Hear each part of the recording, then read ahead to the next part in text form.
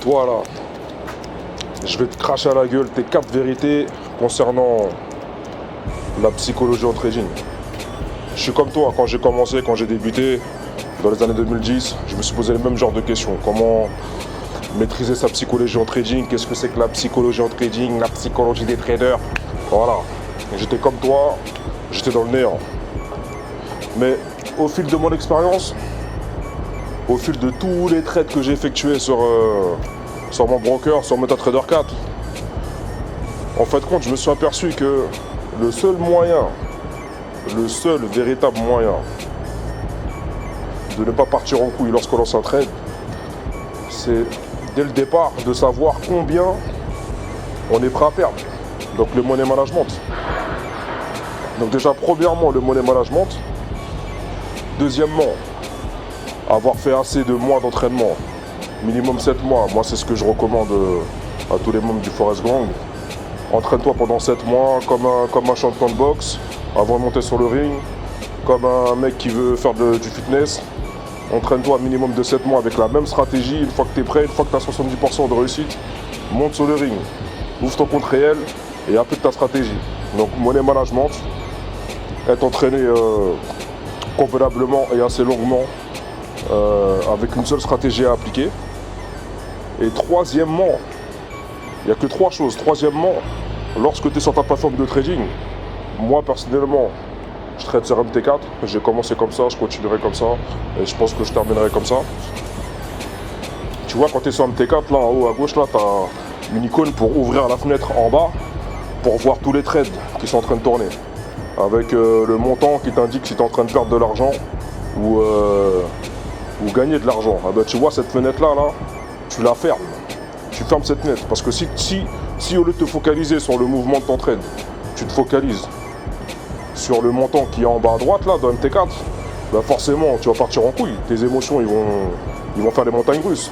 Moi personnellement, comment j'ai fait dès que j'ai fait mes 1 an de démo et que j'ai commencé à trader en réel, comment j'ai fait pour maîtriser ma psychologie? Donc c'est mon expérience, je te parle de moi, je te parle pas des autres, je te parle de moi. Déjà premièrement, money management, c'est-à-dire que dès le départ, avec mon money management, avec le lot que je vais mettre par rapport à mon capital, je vais déterminer et savoir combien je suis prêt à perdre. Est-ce que je suis prêt à perdre 1%? Est-ce que je suis prêt à perdre 2%, 3%, 5% de mon capital?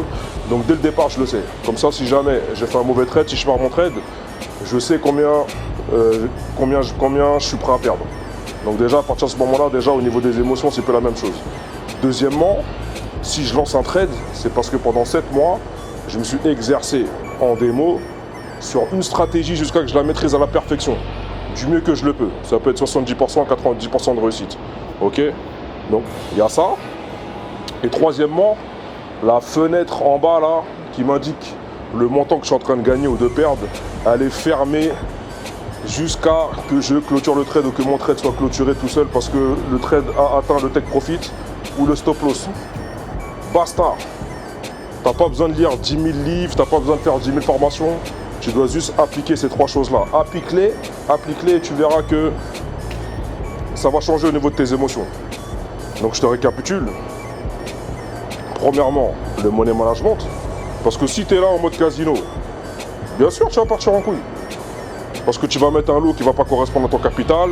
Tu vas au lieu de paramétrer 5% de ton capital, au niveau de ton money management, je sais pas moi, tu vas être dans les 70 ou dans les 100%, tu vas faire un trade, tu vas aller sur l'US30, boum, tout ton capital va être fumé.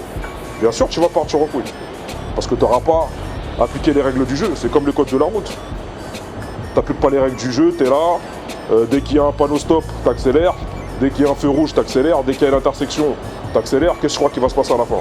Bah oui, tu vas partir en couille. Donc je te récapitule, money management, premièrement. Deuxièmement, si tu lances un trade, c'est parce que tu t'es entraîné un minimum de 5 à 6 mois sur une stratégie et pas 10 000 stratégies. Attends de maîtriser ta stratégie avant de t'aventurer sur une autre stratégie. Ça va de soi, c'est logique. Et troisièmement, sur ta plateforme de trading, surtout si tu utilises MetaTrader 4 comme moi, la fenêtre en bas là, qui t'indique le montant de ce que tu es en train de gagner ou de ce que tu es en train de perdre, elle reste fermée jusqu'à la fin du trade. Comme ça, tes yeux seront uniquement focus sur ton graphique, sur le mouvement de ton trade, sur le mouvement de ton setup, que tu sois en M15, en M30, en H1, en H4, en D1. Basta. Tu vois, comme dit mon pote, lorsqu'on a des oufs là, qui nous font des réservations sur Airbnb là, et qui passent leur nuit dans des street clubs, et à 3h du matin, le mec il t'appelle, ouais, ramène-moi un shampoing. Et mon pote à chaque fois il leur dit, ouais, cut de bullshit, nigga, cut de bullshit. Bah c'est pareil, cut de bullshit, nigga, cut de bullshit. Arrête de me raconter de la merde, arrête de pleurer comme une fillette. Moi je te donne mes 3 vérités, mes 4 vérités en face, je te les crache à la gueule. Applique ces 3 choses là, et tu verras qu'au niveau de ta psychologie, bah, tu vas même plus te poser la question. La psychologie des traders, la psychologie des traders, tu vas même plus te poser cette question là. Parce que déjà, premièrement, tu caches le montant de ce que tu es en train de perdre, en train de gagner sur ta plateforme. Comme ça, tu te focuses uniquement sur le mouvement de ton setup, sur les chandeliers japonais. Tu vas te focus que sur ton graphique. Et en faisant ça, qu'est-ce qui va se passer? Tu vas pas te poser la question, est-ce que je clôture ou est-ce que je laisse tourner les trades, parce que je me focus sur le montant au lieu de me focus sur les chandeliers japonais, sur mon setup, sur le mouvement de mon setup. Tu vois, tu vas te focus sur le mouvement du setup, mais pas sur le montant qui est en train de tourner. Donc déjà ça. Et deuxièmement, tu n'auras pas d'émotion. Parce que qu'est-ce qui va te donner de l'émotion? C'est les chiffres, c'est le compteur qui tourne en bas qui te donne de l'émotion, c'est pas le mouvement de ton graphique. Fais l'expérience et tu verras. Et deuxièmement, tu vas lancer un trade parce que tu auras fait un entraînement de qualité sur une stratégie que tu veux maîtriser et que tu maîtrises minimum à 70%. Et troisièmement, le money management. Tu détermines à l'avance combien tu es prêt à perdre. Est-ce que tu es prêt à perdre 2% de ton capital, 3%, 5%? Et si tu es dans tes 70% de réussite par mois au niveau de tes trades, banco, il n'y a plus d'histoire de je me pose la question, est-ce que je suis fait pour être trader, est-ce que j'ai une bonne psychologie, quelle est la psychologie? Cut de bullshit, nigga, cut de bullshit.